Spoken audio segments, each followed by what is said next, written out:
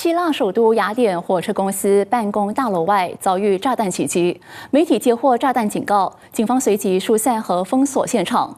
其中一家酒店人员才刚刚撤离5分钟，就发生爆炸。 Μας έβγαλαν, χτύπησε ο συναγερμός προληπτικά μέσα στο ξενοδοχείο, έγινε εκένωση πλήρως. Κλείσαμε γκάζι, οτιδήποτε υπήρχε θέμα για ειστεία, για φωτιά. Βγήκαμε έξω και μετά από 5 λεπτά έσκασε η βόμβα που είχαν βρει πάνω σε ένα μηχανάκι. Την είχαν ήδη εντοπίσει. 希腊警方透露，当地2家媒体星期5接到匿名电话，宣称会在35分钟后引爆炸弹。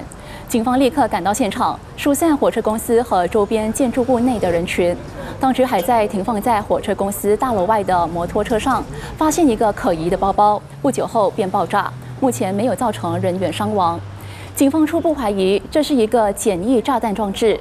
目击者说，事发当时附近出现示威活动。 不过暂时不清楚炸弹是否和示威有关，也没有组织宣称干案。